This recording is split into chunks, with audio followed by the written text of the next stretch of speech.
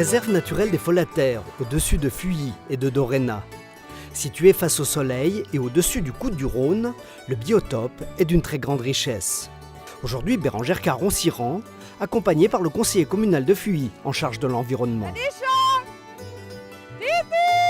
Bérengère est agricultrice et elle participe à un programme destiné à restaurer la richesse du lieu. Car depuis une cinquantaine d'années, les prairies n'étaient pratiquement plus pâturées et les buissons envahissaient les parcelles. Cézanne aide maintenant à lutter contre l'avancée des friches. Là, je mets 2 ânes actuellement. On a le projet plus tard de rajouter des chèvres. J'ai aussi des chèvres, donc le but ce serait de voir justement l'incidence de la pâture des chèvres sur le même terrain. Avant de pouvoir faire pâturer à nouveau le bétail, les tronçonneuses sont passées par là. C'est la prise de conscience que si on ne faisait rien, la forêt reprenait et puis le lieu n'existait plus comme richesse. Les agriculteurs qui participent à l'entretien des prairies sèches sont subventionnés. Au niveau purement financier, ça ne rapportera pas autant que de faire des foins 4 fois sur une parcelle de la même taille en plaine, ça c'est sûr.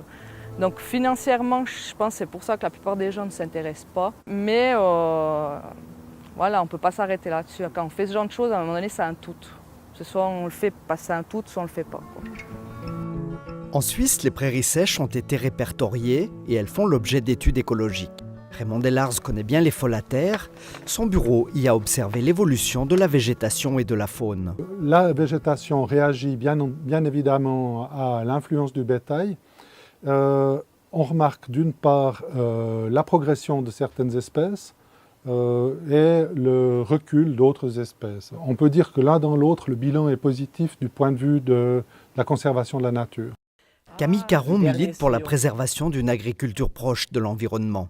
Cet après-midi, il rend visite à un agriculteur bio qui réhabilite des prairies de fauche et de pâture. Plus on attend, plus il y a du travail. Parce que quand il faut commencer à aller déraciner, enlever des ronces, ça va encore, mais quand il y a des arbres qu'il faut déraciner, c'est un énorme travail. Ouais. Voilà, il y a encore un petit bout de prairie là, il y a un petit peu de lumière.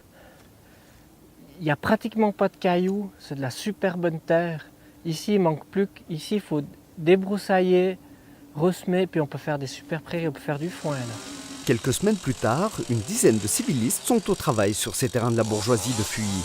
La Confédération paye la main-d'œuvre et le canton finance le bureau qui encadre le travail. Qui reste ici parce qu'au niveau de la revitalisation, on initie actuellement avec les civilistes un entretien de revitalisation initiale pour qu'ensuite l'exploitant puisse maintenir ses terres ouvertes, faire un entretien périodique qu'on va essayer de soutenir aussi par des contrats d'exploitation.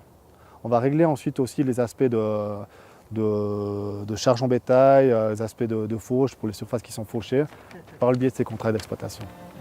Cette prairie n'avait plus été pâturée depuis 60 ans. Elle sera prochainement rendue à ses agriculteurs.